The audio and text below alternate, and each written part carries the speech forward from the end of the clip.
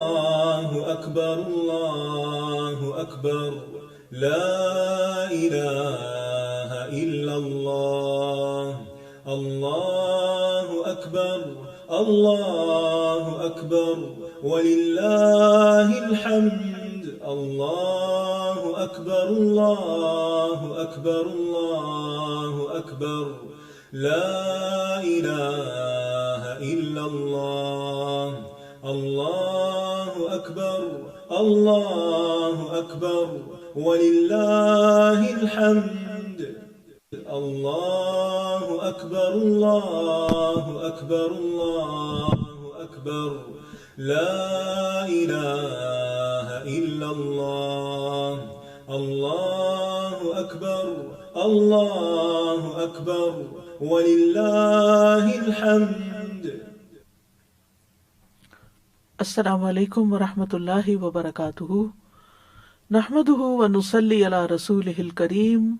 اما بعد فاعوذ باللہ من الشیطان الرجیم.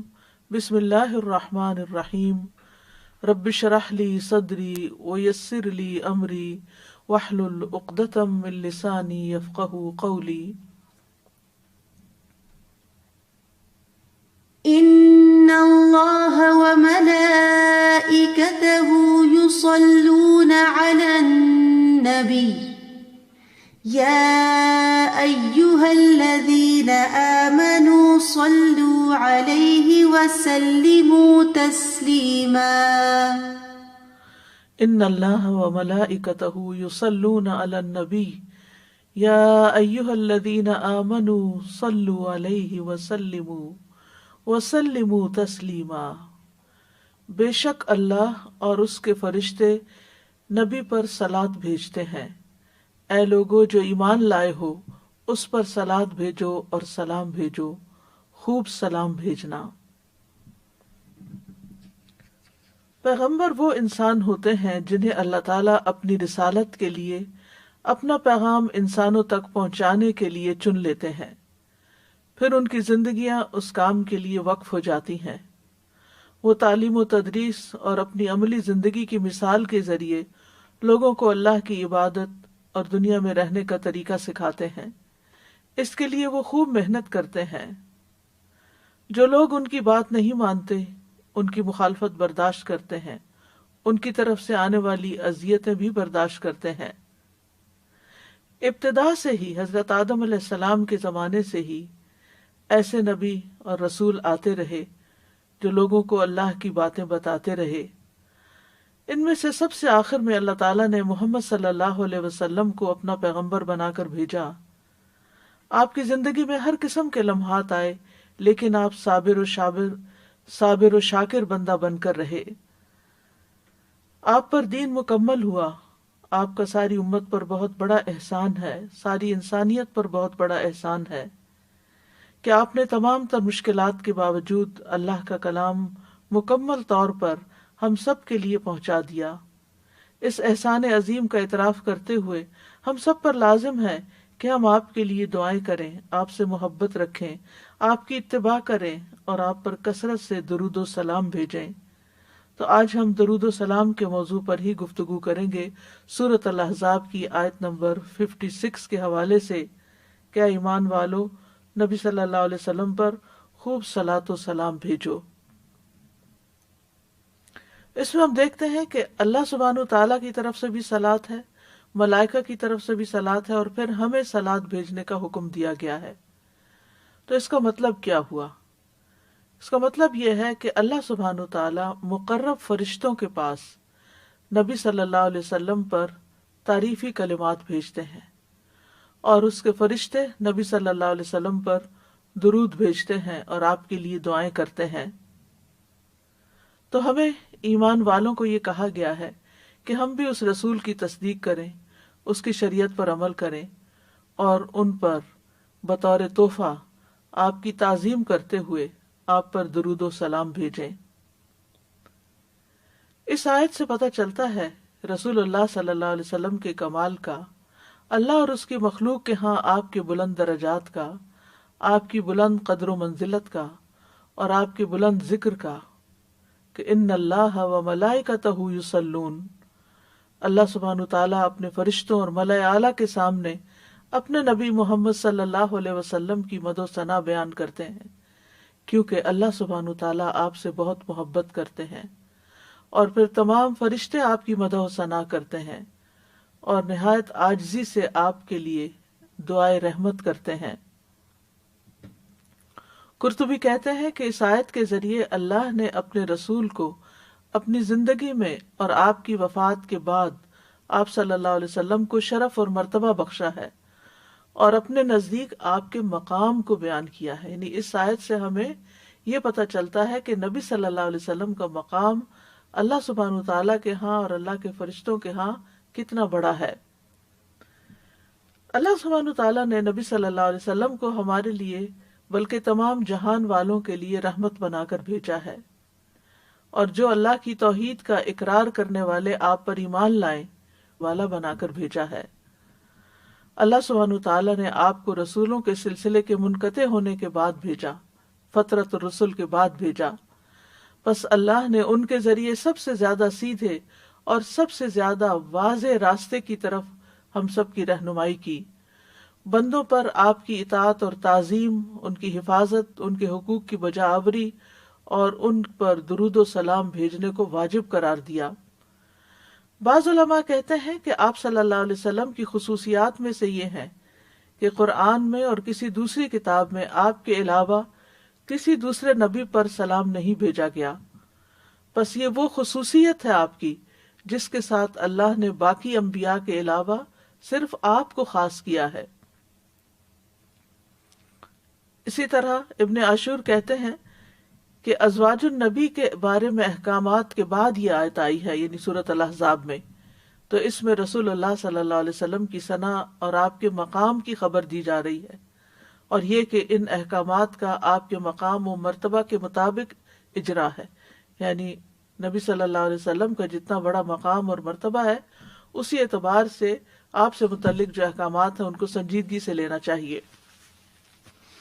تو یہاں پر لفظ صلاۃ استعمال ہوا ہے، قاموس میں صلاۃ دعا، رحمت، استغفار اور اچھی تعریف کے لیے استعمال ہوتا ہے، جو اللہ سبحانہ تعالیٰ کی طرف سے رسول اللہ صلی اللہ علیہ وسلم کے لیے ہے۔ اور عبادت میں رکوع سجود پر مشتمل جو نماز ہے اس کے لیے بھی لفظ صلاۃ استعمال ہوتا ہے۔ تو اللہ سبحانہ تعالیٰ کی صلاۃ سے مراد کیا ہے کہ اللہ تعالیٰ اپنے نبی محمد صلی اللہ علیہ وسلم کی تعریف کرتے ہیں، اور اللہ کی تعریف صرف تعریف نہیں بلکہ اللہ تعالیٰ کی رحمت اور اللہ تعالیٰ کی رضامندی بھی ہے کہ اللہ تعالیٰ آپ سے راضی ہیں۔ اور فرشتوں کے درود بھیجنے سے مراد یہ ہے کہ وہ آپ کے لیے دعائیں مانگتے ہیں، اور یہ بھی کہا گیا ہے کہ یہ بھی ممکن ہے کہ وہ اللہ کے ساتھ مل کر نبی صلی اللہ علیہ وسلم کی تعریف کرتے ہیں، یعنی جس طرح اللہ تعالیٰ تعریف فرشتوں کے سامنے کرتے ہیں تو پھر فرشتے بھی آپ صلی اللہ علیہ وسلم کی تعریف کرتے ہیں اور آپ کے حق میں دعائیں مانگتے ہیں، اور تاکہ آپ سب سے اونچے اور بلند درجات پالیں۔ ابو عالیہ کہتے ہیں کہ معزز فرشتوں کا صلاۃ بھیجنا ان کا دعا کرنا ہے۔ ابن عباس کہتے ہیں کہ یصلون کا مطلب ہے وہ برکت کی دعا کرتے ہیں، اور ایک قول یہ بھی ہے کہ اللہ تعالیٰ کی طرف سے صلاۃ رحمت ہے اور فرشتوں کی طرف سے صلاۃ استغفار کرنا ہے۔ تو اور پھر امت کو بھی حکم دیا گیا کہ وہ بھی صلاۃ بھیجیں، تو امت کا دعا کرنا اور حکم کی تعظیم کرنا مانا ہے، یعنی آپ پر صلاۃ بھیجنا، آپ کے لیے دعا کرنا اور آپ کے حکم کی عزت کرنا۔ آپ پر اوپر اور نیچے کے جہانوں میں تعریف کا جمع ہونا اس آیت میں شامل ہو گیا ہے۔ اوپر کے جہانوں سے اللہ اور اس کے فرشتے مراد ہیں، اور نیچے کے جہانوں سے تمام آپ کے ماننے والے، آپ پر ایمان لانے والے ہیں، یعنی آسمان والے بھی اور زمین والے بھی سبھی آپ پر صلاۃ و سلام بھیجتے ہیں، اور جس پر دونوں جہانوں کے طرف سے صلاۃ شامل ہو جائے پھر اس کی تعریف اور اس کے مقام اور اس کے مرتبے کا کیا کہنا۔ تو ہمیں تمام اہل ایمان کو، اولین و آخرین جو ہیں، سب کو یہ حکم دیا گیا ہے یا ایھا الذین آمنو کہہ کے، کیونکہ جب یا ایھا الذین آمنو کہہ کے پکارا جاتا ہے تو اس میں کوئی اہم کام بتایا جاتا ہے، اور اس میں صرف پکارا ہی نہیں جاتا بلکہ اس حکم پر عمل کرنے کی دعوت دی جاتی ہے۔ یہی وجہ ہے کہ ابن مسعود کہتے ہیں رضی اللہ عنہ کہ جب اللہ تعالیٰ یا ایھا الذین آمنو فرمائے تو اپنے کان لگا دیں، پوری توجہ کریں اس بات کی طرف، کان لگا کر سنیں، یا تو وہ کوئی بھلائی کی بات ہوگی جس کا حکم دیا جا رہا ہوگا، یا کوئی شر ہوگا جس سے منع کیا جا رہا ہوگا۔ اور ایمان کی صفت کو بیان کرنا، یعنی یا ایھا الذین آمنو ایمان کی نسبت سے پکارنا، ایک حکم پر آمادہ کرنے کے ساتھ ساتھ اس بات کی بھی دلیل ہے کہ یہ حکم ایمان کے تقاضوں میں سے ہے، یعنی اگر آپ ایمان لائے ہیں تو پھر آپ کو یہ بات ماننی ہوگی، اور اللہ تعالیٰ کی نافرمانی کرنا ایمان میں نقص اور کمی کا باعث ہوتا ہے، اور جب ایمان کی کمی ہوتی ہے تو پھر اطاعت بھی کم ہونے لگتی ہے۔ تو یا ایھا الذین آمنوا صلوا علیہ، یعنی اے ایمان والو آپ کے لیے رحمت کی دعائیں کریں، آپ کی تعظیم کریں، آپ کے درجات کی بلندی کی دعائیں کریں۔ اور رسول اللہ صلی اللہ علیہ وسلم کی اوپر جو صلاۃ کی صفت ہے وہ سنت سے بھی ثابت ہے، اور یہ ہر وقت پڑھنا جائز ہے، اور بہت سے علماء نے نماز میں اس کو پڑھنا واجب قرار دیا ہے، یعنی اگر نماز میں درود شریف شامل نہ کیا تو نماز ادھوری رہ جائے گی، ناقص ہوگی، نماز ہی نہیں ہوگی۔ ابن قیم رحمہ اللہ کہتے ہیں نبی صلی اللہ علیہ وسلم نبی صلی اللہ علیہ وسلم پر اللہ کے صلاۃ بھیجنے سے مراد اللہ تعالیٰ کا آپ کی تعریف کرنا ہے، آپ کی دیکھ بھال کرنا ہے، آپ کے شرف کو ظاہر کرنا ہے، اور آپ کی فضیلت اور حرمت کو ظاہر کرنا ہے کہ آپ کی بہت عزت ہے، اللہ کے ہاں بہت بڑا مقام ہے۔ اور ہمارا آپ پر صلاۃ بھیجنا یہ ہے کہ ہم اللہ سے دعا کرتے ہیں، مطالبہ کرتے ہیں کہ اے اللہ ہمارے نبی کی اور بھی زیادہ تعریف کر۔ سبحان اللہ، کتنا خوبصورت معنی ابن قیم نے بتایا ہے کہ ہم اللہ تعالیٰ تعریف کرتے ہیں تو ہم کیا دعا کرتے ہیں کہ اللہ تعالیٰ اور تعریف کرے ہمارے پیغمبر کی، اور اللہ تعالیٰ آپ کی فضیلت اور شرف کو ظاہر کرے اور آپ کی تکریم اور اپنی قربت کا اظہار کرے۔ تو بہرحال اس سے مراد خاص درود کے جو کلمات ہیں وہ پڑھنے کی طرف اشارہ ہے، کیونکہ جب یہ آیت نازل ہوئی تو صحابہ نے آپ سے سوال کیا، یعنی کیفیت الصلاۃ کے بارے میں، تو آپ نے صلاۃ کا صیغہ سکھا دیا کہ کس طرح پھر درود پڑھنا ہے، کہ اللہم صلی علی محمد وعلی ازواجہ وذریتہ، اور دیگر جو درود ابراہیمی ہے۔ تو کئی ایک صیغے ہیں، صیغے سے مراد کئی ایک ورژنز ہیں جن میں صلاۃ کا طریقہ بتایا گیا ہے کہ کس طرح صلاۃ بھیجو، یعنی صرف کہہ کے نہیں چھوڑ دیا گیا بلکہ طریقہ بھی سکھایا گیا کہ کس طریقے پر صلاۃ بھیجی جائے۔ وسلموا تسلیما، اور آپ کو خوب خوب سلام بھی بھیجے، سلام کا تحفہ دیں، یعنی جیسے ہم نماز میں کہتے ہیں السلام علیکہ ایھا النبی ورحمۃ اللہ وبرکاتہ، تو السلام کا لفظ جو ہے مصدر ہے عربی زبان میں، اور اس کا معنی ہوتا ہے کمیوں، نقائص اور آفات سے پاک ہونا، اور تسلیم کا معنی بھی سلام ہے، یسلم تسلیما، یعنی وسلم تسلیما، یعنی تسلیم کا معنی بھی سلام ہی ہے، وہ اس کا مصدر ہو گیا، اور مراد یہ ہے کہ آپ ہر طرح کی تکلیفوں اور آفتوں سے محفوظ رہیں اور نقائص سے پاک رہیں۔ اور جب ہم کہتے ہیں اللہم سلم علی محمد، تو اس کا مطلب یہ ہے اے اللہ محمد صلی اللہ علیہ وسلم کے لیے آپ کی دعوت میں اور آپ کی امت میں اور آپ کی ذکر میں ہر نقص سے سلامتی لکھ لے، یعنی آپ کو سلامت رکھ کس کس چیز میں، آپ کی دعوت میں، یعنی جو آپ نے دین کی دعوت دی، اور آپ کی امت کو بھی سلامت رکھ، اور آپ کے ذکر کو سلامت رکھ، ہر قسم کے نقص سے سلامتی عطا کر۔ تو یوں جب سے آپ صلی اللہ علیہ وسلم نبی بنے ہیں اور جب سے یہ درود کا حکم آیا ہے، جب سے آپ پر درود بھیجا جا رہا ہے اور یہ دعائیں مستقل ہوتی چلی جا رہی ہیں، تو گزرتے دنوں کے ساتھ ساتھ آپ کے مرتبے اور شرف میں بھی اضافہ ہوتا چلا جا رہا ہے، اور آپ کی امت کی تعداد میں بھی اضافہ ہوتا چلا جا رہا ہے، اور آپ کا ذکر خیر ہر جگہ بلند ہو رہا ہے۔ دنیا کا کوئی علاقہ اب ایسا نہیں کہ جہاں مساجد نہ ہوں، اور وہاں پر اشہد ان لا الہ الا اللہ کے بعد اشہد ان محمدًا عبدہ و رسولہ نہ کہا جائے، اور پھر نماز اذان سننے کے بعد جو دعا ہے تو اس میں درود شریف بھی ہے، اور اس میں اللہم رب ھذہ الدعوۃ التامہ میں وآت محمدا الوسیلۃ والفضیلۃ وابعثہ مقاما محمودا، مقام محمود کی دعا بھی آپ کے لیے کی گئی ہے۔ تو نبی صلی اللہ علیہ وسلم کے لیے سلامتی کی دعائیں کرنا ہم سب کے لیے لازم قرار پایا، کہ آپ کے جسم کی سلامتی، آپ کے دین کی سلامتی، آخرت کے دن کی سلامتی۔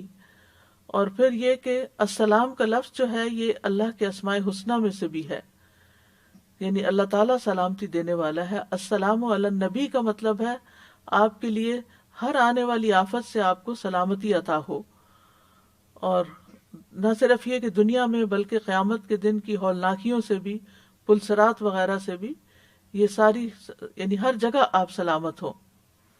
پھر اسی طرح آپ کی شریعت سلامت رہے، آپ کی سنت کی حفاظت ہو، اور بیکار اور ایسے لوگ جو نبی صلی اللہ علیہ وسلم کی عزت نہیں کرتے، ان کے ہاتھوں شریعت اور سنت کی بے حرمتی سے بھی بچنے کی دعا ہے ایک طرح سے۔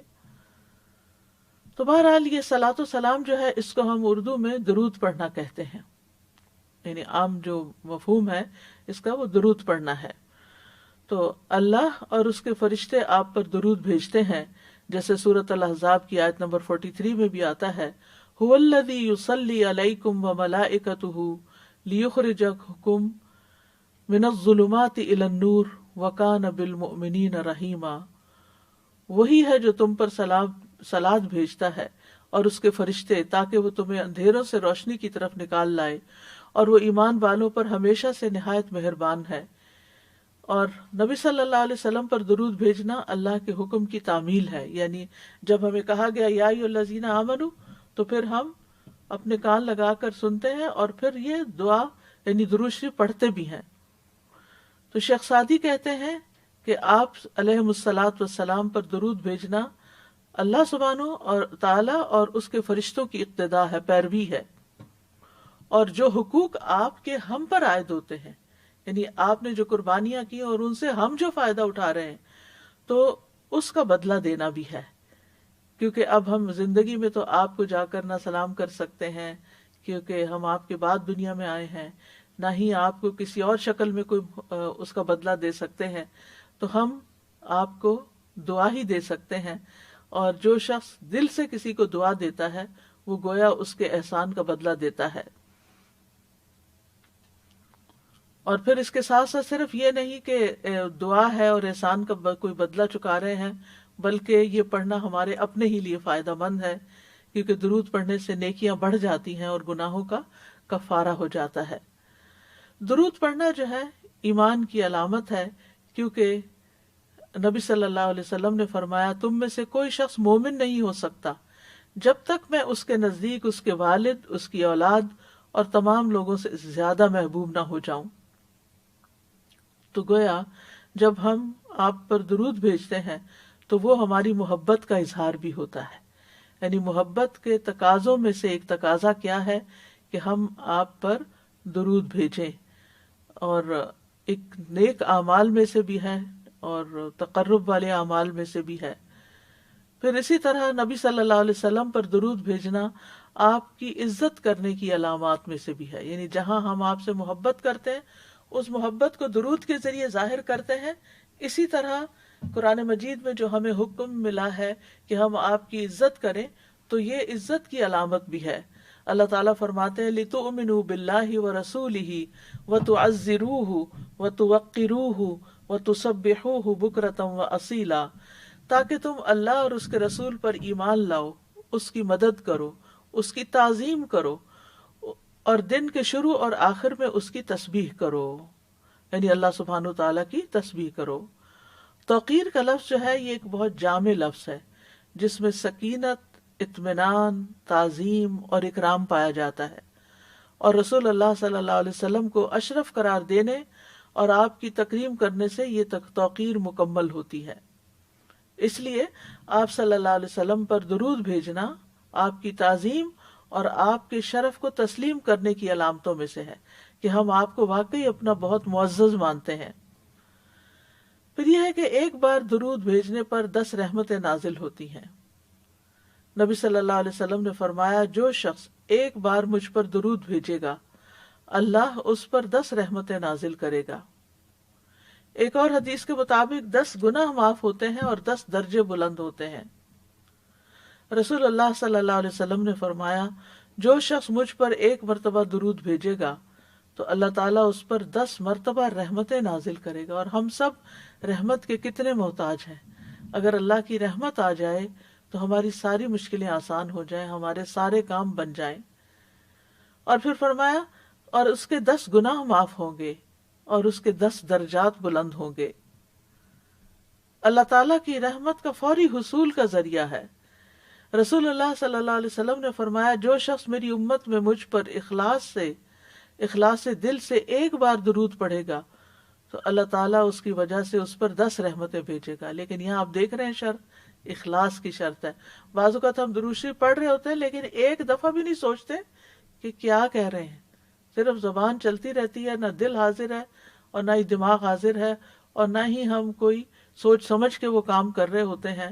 تو جو سوچ سمجھ کر یہ کام کرے اور اللہ تعالیٰ کے ساتھ اخلاص برتتے ہوئے اور پوری توجہ سے، تو اللہ تعالیٰ اس پر 10 رحمتیں بھیجے گا اور اس کی وجہ سے اس کے 10 درجے بلند فرمائے گا اور اس کی وجہ سے اس کے لیے 10 نیکیاں لکھ دے گا اور اس کی وجہ سے اس کے 10 گناہ معاف فرما دے گا۔ پھر اسی طرح فرشتوں کی دعائیں ملتی ہیں جو شخص درود پڑھتا ہے اس کو۔ عبداللہ بن عامر بن ربیعہ اپنے والد سے روایت کرتے ہیں، وہ کہتے ہیں کہ میں نے رسول اللہ صلی اللہ علیہ وسلم سے سنا آپ خطبہ دیتے ہوئے فرما رہے تھے کہ جو شخص مجھ پر درود پڑھے تو جب تک وہ مجھ پر درود پڑھتا رہے گا فرشتے اس پر درود پڑھتے رہیں گے۔ اب انسان کی مرضی ہے کہ کم پڑھے یا زیادہ پڑھے، یعنی اگر آپ کو فرشتوں کی دعائیں زیادہ لینی ہے تو زیادہ درود پڑھ لیں، کم لینی ہے تو کم پڑھ لیں۔ پھر اسی طرح ایک اور روایت کے مطابق درود کی وجہ سے اللہ کافی ہو جاتا ہے۔ ایک شخص نے عرض کیا اے اللہ کے رسول کیا میں اپنی دعا کا 1/3 حصہ آپ پر درود پڑھنے کے لیے مقرر کر دوں؟ آپ نے فرمایا ہاں اگر تم چاہو۔ اس نے عرض کیا 2/3 کر دوں؟ آپ نے فرمایا ہاں اگر تم چاہو۔ اس نے کہا اگر میں ساری دعا درود کے لیے مقرر کر دوں؟ تو رسول اللہ صلی اللہ علیہ وسلم نے فرمایا پھر تو اللہ تمہارے دنیا اور آخرت کے غم اور فکر کے لیے تمہیں کافی ہو جائے گا، پھر تو سارے مسئلے ہی آسان ہو جائیں گے۔ تو آج کل جیسے رمضان المبارک کا مہینہ ہے اور اس میں ہمیں عبادت بھی کرنی ہوتی ہے اور اس کے ساتھ ساتھ دنیا کے کام بھی جو ضروری ہیں وہ ساتھ چل رہے ہوتے ہیں، تو بعض اوقات ہمیں مثلاً افطار کا ٹائم ہے اور ہمیں دعائیں بیٹھ کر یکسوئی کے ساتھ ایک جگہ مانگنے کا وقت نہیں ملتا، تو ہم عصر کے بعد کچھ حصہ دعاؤں کے لیے ضرور مختص کریں، لیکن اس کے بعد جب گھر کا کام بھی ہو اور ذمہ داریاں بھی ہوں جن سے کوئی فرار نہیں انسان کو، تو اس کے ساتھ ساتھ کام کاج کرتے ہوئے آپ درود پڑھتے جائیں، تو آپ کے اندر کوئی گلٹ نہیں رہے گا کہ میں اس وقت کو ضائع کر رہی ہوں، اور آپ اس کو اچھی طرح یعنی دل کو اپنے حاضر کر لیں۔ کام تو انسان جو کام ہوتے ہیں گھروں کے سب اس کے عادی ہوتے ہیں اور وہ ایک آٹو پہ ہوتا ہے، انسان آنکھیں بند کر کے بھی سامان اٹھا رہا ہوتا ہے، رکھ رہا ہوتا ہے، تو اپنی زبان اور دل کو حاضر کر کے ساتھ ساتھ درود شریف پڑھتے جائیں اور آپ کی جتنی دعائیں مانگنے والی تھی وہ ساری درود شریف کے اندر آ جائیں گی۔ تو پھر انسان کے لیے ایک آسان راستہ بھی ہے اور ایک بہت ہی انلائٹننگ اور انرچ کرنے والا روحانی طور پر انسان کو کہ کوئی پھر کمی محسوس نہیں ہوتی کہ ہم نے وقت ضائع کیا ہے۔ اسی طرح دیگر کام بھی جو آپ صرف ہاتھوں سے کر رہے ہوتے ہیں، زبان سے نہیں کر رہے ہوتے، اس وقت بھی آپ ساتھ ساتھ درود شریف پڑھ سکتے ہیں۔ اور بیچ میں اگر کوئی خاص دعا بھی یاد آئے تو 2 دفعہ درود کے بیچ میں ایک دعا اپنے لیے کر لیں زبانی، پھر درود شریف پڑھنے شروع کریں. پھر دل میں اب آپ دیکھیے کہ ہمارا دل تو کسی وقت خیالات سے خالی رہتا ہی نہیں، تو ان خیالات میں بعض اوقات کوئی پریشانی ہوتی ہے، وہ پریشانی ایک بار نہیں بار بار وہی چیز جو دماغ میں آتی چلی جاتی ہے اور انسان پریشان رہتا ہے. تو اس پریشانی سے چھٹکارا حاصل کرنے کے لیے، اس سے خلاصی پانے کے لیے ضروری ہے کہ درود شریف کے بیچ بیچ میں اس کا ذکر کر کے اللہ تعالیٰ سے دعا کریں کہ یا اللہ ہمیں اس مصیبت سے نجات دے، اور یا اللہ تو میرے ذہن کو صاف کر دے، اور اگر کسی کے بارے میں کوئی بدگمانی ہے یا کسی کی طرف سے کوئی تکلیف پہنچی ہے یا کوئی بھی چیز جو آپ کو تنگ کر رہی ہے، اس سے نجات حاصل کریں دعا کے ذریعے. کیونکہ بہت دفعہ ایسا ہوتا ہے کہ ہم لوگوں کو نہیں بدل سکتے، لوگوں کے رویوں میں تبدیلی نہیں لا سکتے، لیکن اگر ہمارا اپنا ہی دل اچھا ہو جائے تو لوگ جو کرتے ہیں کرتے رہے. دنیا بھر میں کروڑوں بلینز ٹریلینز کی تعداد میں لوگ موجود ہیں جو معلوم نہیں کیا کچھ کر رہے ہیں، اور ہمیں ان سے کیا واسطہ. تو اسی طرح اگر ہماری جان پہچان کا کوئی شخص کوئی ایسی حرکت کر رہا ہے جو ہمیں اذیت دے رہی ہے، تو ہم اس کو بھی انہی میں شامل کر دیں کہ اور بھی لوگ اس طرح کی حرکتیں کر رہے ہیں، اگر یہ بھی کر رہے ہیں تو کرتے رہیں، لیکن ہم اس کے بارے میں پریشان نہ ہوں. تو پھر یہ ہے کہ برکتیں بھی ہوتی ہیں. جب کام کاج کے دوران آپ درود شریف پڑھ رہے ہوتے ہیں تو اس کام میں، آپ کے وقت میں، آپ کی صحت میں، طاقت میں بھی برکت پیدا ہو جاتی ہے. رسول اللہ صلی اللہ علیہ وسلم نے فرمایا مجھ پر درود بھیجا کرو، کیونکہ مجھ پر درود بھیجنا تمہارے لیے باعث برکت ہے، اور میرے لیے اللہ سے وسیلہ کا بھی سوال کیا کرو. وسیلہ جنت میں ایک مقام ہے جو صرف ایک شخص کو ملے گا، اور نبی صلی اللہ علیہ وسلم فرماتے ہیں مجھے امید ہے کہ وہ میں ہوں گا. تو امت کو آپ کے لیے وہ مقام مانگنا چاہیے. آت محمد الوسیلۃ، یہ وسیلہ وہی مقام ہے. پھر یہ ہے کہ ہم جو درود پڑھتے ہیں وہ نبی صلی اللہ علیہ وسلم تک پہنچتا بھی ہے. رسول اللہ صلی اللہ علیہ وسلم نے فرمایا جو شخص ایک بار مجھ پر درود بھیجے گا، اللہ اس پر 10 رحمتیں نازل کرے گا. اس پر ایک فرشتہ مقرر ہے جو وہ مجھ تک پہنچاتا ہے، یعنی جتنا بھی درود ہوتا ہے وہاں تک پہنچ جاتا ہے کہ فلاں فلاں آپ کے لیے درود بھیج رہا ہے. کیونکہ درود پڑھنے والے کے نام کے ساتھ نبی صلی اللہ علیہ وسلم تک درود پہنچایا جاتا ہے. رسول اللہ صلی اللہ علیہ وسلم نے فرمایا مجھ پر کثرت سے درود بھیجا کرو، کیونکہ اللہ نے میری قبر کے پاس ایک فرشتہ مقرر کیا ہے. جب میرا امتی مجھ پر درود بھیجتا ہے تو وہ فرشتہ مجھ سے کہتا ہے اے محمد فلاں بن فلاں نے ابھی آپ پر درود بھیجا ہے. اور اس سے کوئی فرق نہیں پڑتا، کیونکہ انبیاء کے معجزات بھی ہوتے ہیں. وہ چیزیں جو ہمیں عام زندگی میں مشکل لگ رہی ہوتی ہیں، وہ یعنی عالم برزخ ایک اور ہی عالم ہے، اس میں وہ چیزیں کسی اور طرح سے ہوں گی. یعنی ٹائم اور سپیس سے باہر نکل جاتے ہیں نا، تو پھر ان کو ٹائم اور سپیس کے ساتھ نہیں ناپیں کہ اگر 1,00,000 لوگ پڑھ رہے ہیں تو کیا 1,00,000 کا نام بتائے گا. فرشتے کے لیے بتانا مشکل نہیں، اور نبی صلی اللہ علیہ وسلم کو کے لیے جاننا مشکل نہیں. اور پھر یہ کہ ہر جگہ سے درود آپ پر پہنچایا جاتا ہے. حسن بن علی رضی اللہ عنہ سے روایت ہے کہ رسول اللہ صلی اللہ علیہ وسلم نے فرمایا تم کہیں بھی ہو، خشکی پر ہو، پہاڑوں پر ہو، سمندر میں ہو، کہیں بھی ہو، ہوائی جہاز میں بیٹھے ہو، کہیں بھی ہو تو مجھ پر درود بھیجو، کیونکہ تمہارا درود مجھ تک پہنچ جاتا ہے. تو بعض لوگ یہ سمجھتے ہیں کہ شاید روضہ مبارک پر جا کر ہی جو درود ہم بھیجتے ہیں وہی پہنچتا ہے اور باقی نہیں. نہیں، وہ بھی پہنچتا ہے، اور اگر آپ کسی وجہ سے وہاں نہیں جا سکے تو دور سے بھی وہ پہنچ جائے گا. پھر درود کی وجہ سے انسان آپ کی شفاعت کا مستحق ہوتا ہے. رسول اللہ صلی اللہ علیہ وسلم نے فرمایا جو میرے اوپر درود بھیجتا ہے یا میرے لیے وسیلہ مانگتا ہے، قیامت کے دن اس کے لیے میری شفاعت ثابت ہو جائے گی. پھر دعا میں درود پڑھنے کی اہمیت بھی ہے. آپ نے فرمایا وہ دعا روک دی جاتی ہے یہاں تک کہ محمد صلی اللہ علیہ وسلم پر درود پڑھا جائے. اسی لیے آپ دیکھیے کہ نماز کے اختتام پر جو ہم دعائیں پڑھتے ہیں، رب اجعلنی یا اس کے علاوہ اور دعائیں، تو اس سے پہلے ہم نبی صلی اللہ علیہ وسلم پر یعنی صلاۃ و سلام بھیج چکے ہوتے ہیں، پھر آخر میں ہم دعا پڑھ رہے ہوتے ہیں. تو وہ وقت بھی بہت دعاؤں کی قبولیت کا ہے. تو زبانی جو بھی قرآنی اور مسنون دعائیں آپ پڑھنا چاہیں، اتحیات کے اختتام پر سلام سے پہلے آپ پڑھ لیں، کیونکہ سلام کے بعد تو پھر اذکار رہ جاتے ہیں. درود نہ پڑھنے والا بخیل قرار پایا. رسول اللہ صلی اللہ علیہ وسلم نے فرمایا بخیل وہ ہے جس کے سامنے میرا ذکر ہو اور وہ مجھ پر درود نہ بھیجے۔ درود نہ پڑھنا جنت کا راستہ کھونے کا باعث ہے۔ حسین بن علی رضی اللہ عنہما سے مروی ہے کہ رسول اللہ صلی اللہ علیہ وسلم نے فرمایا، جس کے پاس میرا ذکر کیا گیا اور وہ مجھ پر درود بھیجنا بھول گیا، وہ جنت کے رستے سے بھٹک گیا۔ یعنی یہ اتنا امپورٹنٹ ہے کہ جب ہم کسی سے سنیں درود تو ہم فوراً اپنے دل میں پڑھنا شروع کر دیں۔ پھر اسی طرح ایک روایت سے پتہ چلتا ہے درود نہ پڑھنے والے کے لیے دوری اور رسوائی ہے۔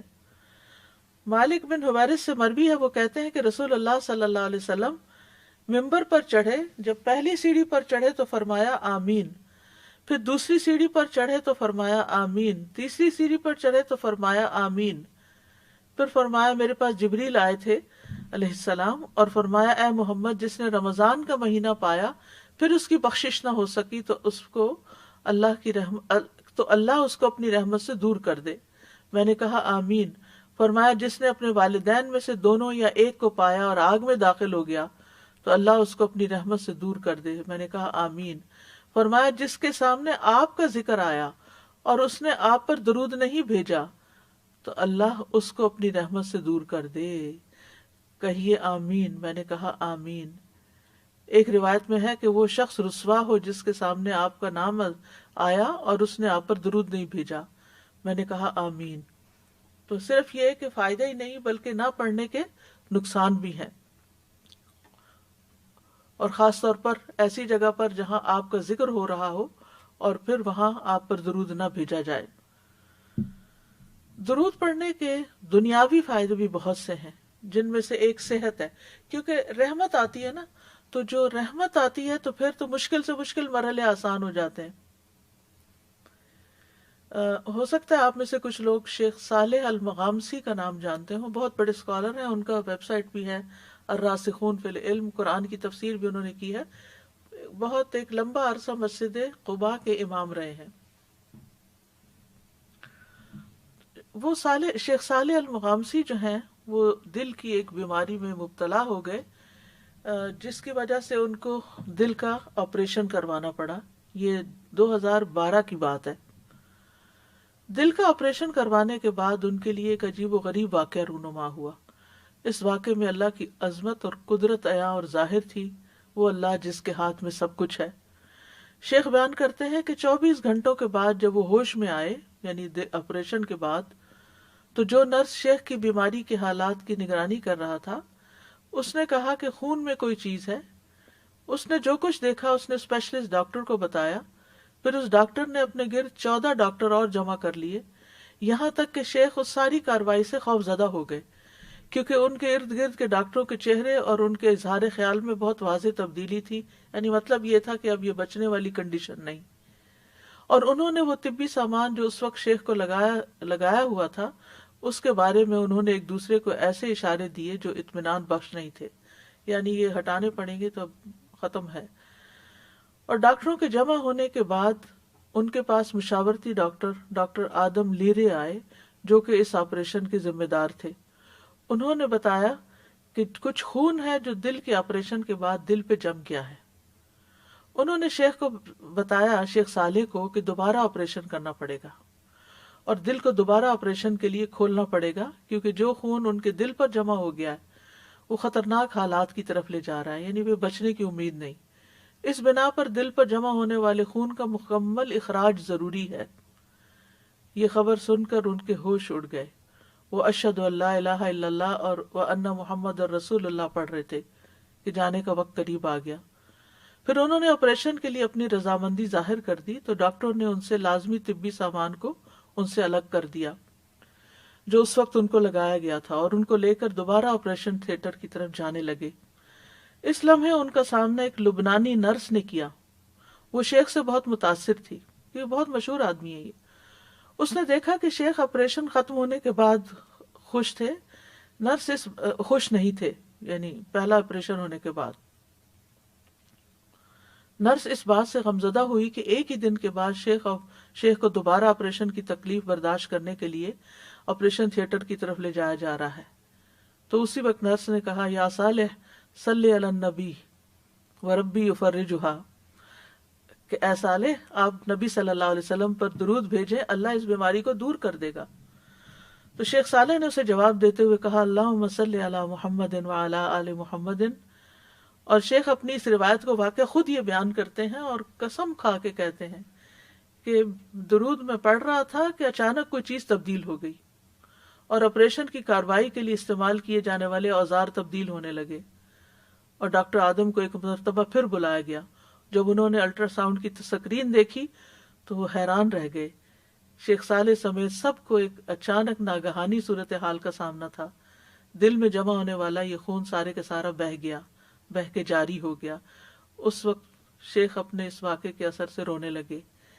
تو یہ ہے کہ بعض اوقات انتہائی مشکل حالات میں، انتہائی تکلیف دہ حالات میں، جب انسان اپنے دل میں کوئی تکلیف محسوس کر رہا ہو یا اپنے کسی عزیز کی تکلیف کو دیکھ کر پریشان ہو رہا ہو، تو سچے دل سے درود شریف پڑھیں، تو انشاءاللہ آپ دیکھیں گے کہ اللہ سبحانہ وتعالیٰ اپنی رحمت فرما دے گا، کیونکہ ہمیں دنیا میں بھی اللہ کی رحمت چاہیے اور آخرت میں بھی اللہ کی رحمت چاہیے۔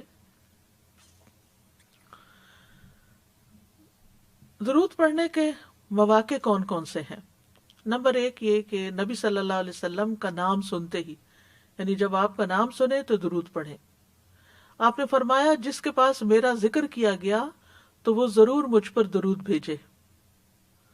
صالحی رحمہ اللہ کہتے ہیں کہ جب آپ کا ذکر ہو تو اس کے فوراً بعد درود پڑھنا چاہیے، یہاں تک کہ اگر وہ اس میں تاخیر کرے گا تو اس کی مذمت کی جائے گی۔ دیر بھی نہ کریں، رائٹ اوے ساتھ ہی دل میں درود شریف پڑھ لیں، یعنی صلی اللہ علیہ وسلم پڑھ لیں، یہ بھی ایک پورا درود ہے۔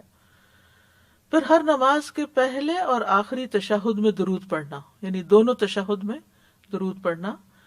آپ صلی اللہ علیہ وسلم پہلے اور اس کے علاوہ آخری تشہد میں اپنے اوپر درود پڑھتے تھے، یعنی پہلے تشہد میں لازم تو نہیں ہے، لیکن یہ کہ اگر کوئی اتحیات کے ساتھ درود شریف پڑھ لے تو اچھی بات ہے۔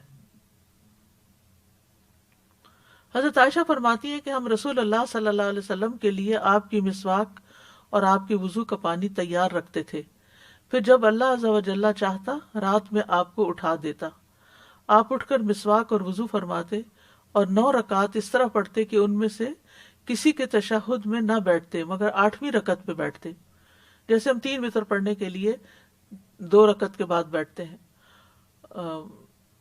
یعنی کہ 2 رکعت پڑھ کے پھر تیسرا ایک الگ سے پڑھتے ہیں، اور اللہ کی حمد کرتے اور اس کے نبی صلی اللہ علیہ وسلم پر درود پڑھتے ہیں اور ان کے درمیان دعائیں کرتے ہیں مگر سلام نہیں پھیرتے۔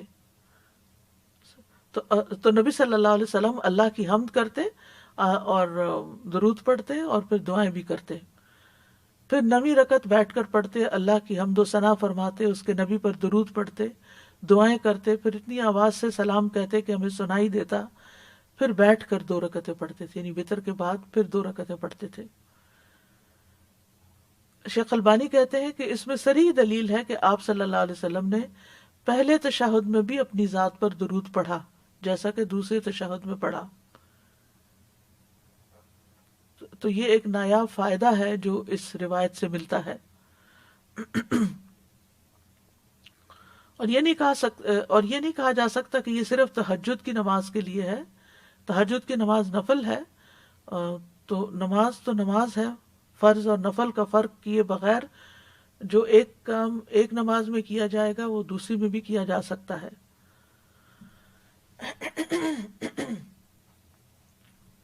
پھر اسی طرح دعا سے پہلے رسول اللہ صلی اللہ علیہ وسلم نے ایک آدمی کو نماز میں دعا کرتے ہوئے سنا، اس نے نہ اللہ عز و جل کا ذکر کیا، نہ ہی نبی صلی اللہ علیہ وسلم پر درود بھیجا، یعنی نہ تسبیح کی نہ درود پڑھا۔ تو آپ نے فرمایا اس نے جلد بازی سے کام لیا ہے۔ پھر اسے بلایا اور اسے اور دوسروں سے فرمایا جب تم میں سے کوئی شخص نماز پڑھے تو پہلے اپنے رب کی تعریف اور حمد و ثنا کرے، پھر نبی صلی اللہ علیہ وسلم پر درود پڑھے، اس کے بعد جو چاہے دعا مانگے۔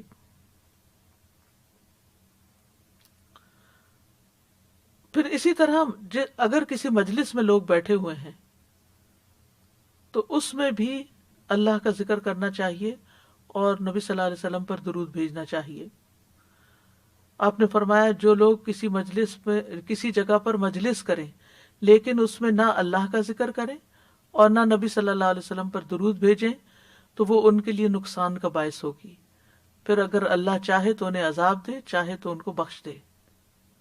تو اس لیے کوئی بھی گیدرنگ ہو، پرائیویٹ گیدرنگ ہو یا کچھ، جہاں بھی چند لوگ مل کر بیٹھیں، وہاں ان دونوں چیزوں کا اہتمام کریں.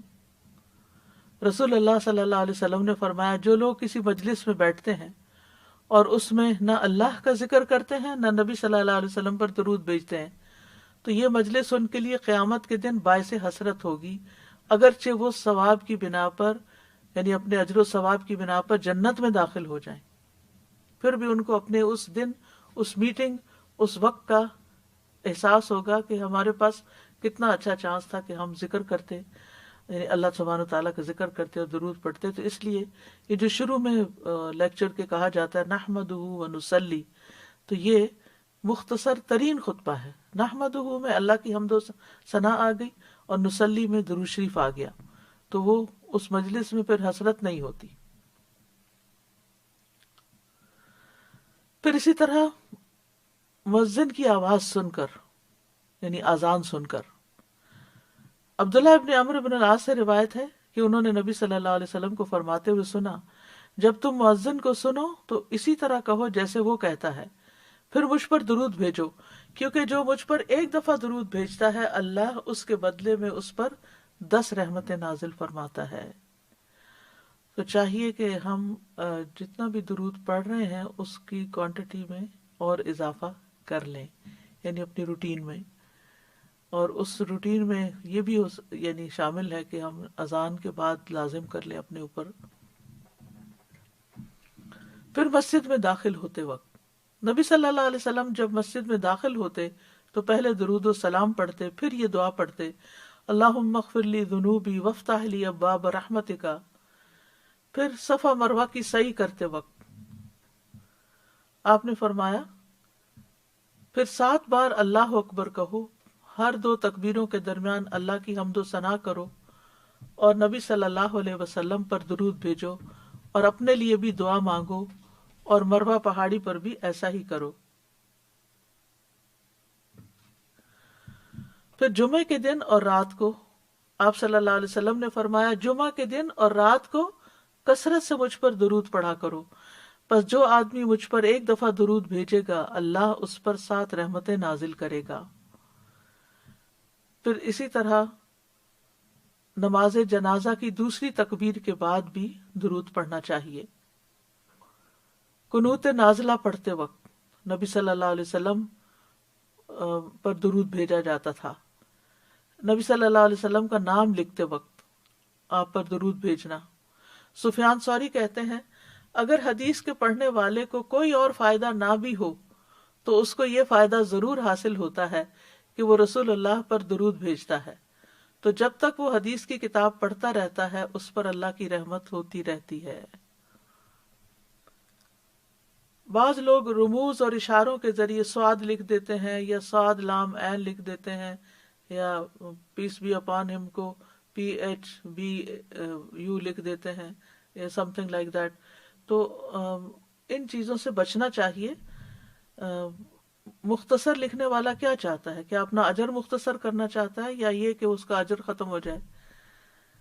تو اس کا بھی یعنی تھوڑی دیر لگتی ہے صلی اللہ علیہ وسلم لکھنے میں، تو پورا لکھنا چاہیے جہاں لکھنے کی ضرورت ہو. پھر درود پڑھنے کے لیے کوئی جگہ مخصوص نہیں ہے، جہاں بھی ہو درود پڑھ لیں، کیونکہ بعض لوگ مصلی پہ بیٹھ کر یا ایک گوشے میں بیٹھ کے درود پڑھتے ہیں یا خاص وقت میں پڑھتے ہیں، تو اس کے لیے ایسا نہیں ہے. تو درود کے جو مختصر ترین الفاظ ہیں، یہ کلمات ہیں، وہ ہیں اللہم صلی علی محمد وعلی آل محمد. اسی طرح سنن نبی داؤد میں آیا ہے اللہم صلی علی محمد النبی الامی وعلی آل محمد. اسی طرح اللہم صلی وسلم وبارک علی محمد. پھر اسی طرح درود ابراہیمی ہے اللہم صلی علی محمد وعلی آل محمد کما صلیت علی ابراہیم وعلی آل ابراہیم انک حمید مجید. اللہم بارک علی محمد وعلی آل محمد کما بارکت علی ابراہیم وعلی آل ابراہیم انک حمید مجید. پھر اسی طرح مختصر درود ابراہیمی بھی ہے اللہم صلی علی محمد وعلی آل محمد كما صليت على آل إبراهيم وبارك على محمد وعلى آل محمد كما باركت على آل إبراهيم في العالمين إنك حميد مجيد۔ اسی طرح درود کے اور بھی مختلف الفاظ ہیں جن میں آپ کی ازواج اور ذریت بھی شامل ہے۔ اللہم صلی علی محمد وازواجہ وذریتہ کما صلیت علی آل ابراہیم وبارک علی محمد وازواجہ وذریتہ کما بارکت علی ابراہیم انک حمید مجید۔ اسی طرح لوگوں نے کچھ درود خود سے بھی بنا لیے ہیں، لیکن بہتر یہی ہے کہ مسنون درود ہی پڑھا جائے۔ اور جہاں تک سلام بھیجنے کا تعلق ہے تو وسلموا تسلیما، تو آپ اس میں جیسے تشہد میں پڑھتے ہیں السلام علیکہ ایھا النبی ورحمۃ اللہ وبرکاتہ، تو یہ درود و سلام نبی صلی اللہ علیہ وسلم تک پہنچ جاتا ہے۔ السلام تو اللہ کے ناموں میں سے ایک ہے، اس کا مطلب یہ ہے کہ اللہ آپ کے اوپر ہو، اللہ کی رحمتیں ہوں آپ پر، اور اللہ آپ کا محافظ اور اللہ آپ کا نگہبان ہو، آپ کی حفاظت فرمائے۔ اور جو آپ پر سلام بھیجے اس کے بارے میں آپ نے فرمایا جبریل میرے پاس آئے، انہوں نے مجھے خوشخبری سنائی کہ بے شک اللہ عز و جل فرماتے ہیں کہ جو شخص آپ پر درود بھیجے گا میں اس پر اپنی رحمت نازل کروں گا، اور جو شخص آپ پر سلام بھیجے گا میں اسے سلامتی دوں گا۔ اس پر میں نے اللہ عز و جل کے لیے سجدہ شکر ادا کیا۔ پھر اسی طرح زمین میں کچھ فرشتے گھومتے پھرتے رہتے ہیں اور آپ کی امت کا سلام آپ کو پہنچاتے رہتے ہیں، یہ بات مسند احمد سے پتہ چلتی ہے۔ تشہد میں جب ہم پڑھتے ہیں التحیات للہ والصلوات والطیبات السلام علیکہ ایھا النبی ورحمۃ اللہ وبرکاتہ السلام علینا وعلی عباد اللہ الصالحین اشہد ان لا الہ الا اللہ واشہد ان محمدا عبدہ ورسولہ، تو اس میں آپ نے فرمایا کہ جب تم نے یہ پڑھ لیا تو تم نے اللہ کے ان تمام نیک بندوں کو سلام پہنچا دیا جو زمین و آسمان میں ہیں۔ سبحان اللہ، کتنی مختصر جامع سی دعا ہے لیکن کتنا بڑا فعل اور کتنا بڑا عمل ہے۔ ہمیں تو کبھی یہ خیال بھی نہ آئے کہ ہم سارے لوگوں کو جو زمین و آسمان میں ہیں ان کو سلام بھیجیں۔ کرنے کے کام یہ ہے کہ نبی صلی اللہ علیہ وسلم پر کثرت سے درود بھیجیں تاکہ ہم پر کثرت سے رحمتیں نازل ہوں۔ جمعہ کے دن خصوصی طور پر عام دنوں کی نسبت زیادہ درود پڑھنے کا اہتمام کریں۔ دعا مانگنے سے پہلے اللہ کی حمد بیان کریں، پھر آپ پر درود بھیجیں۔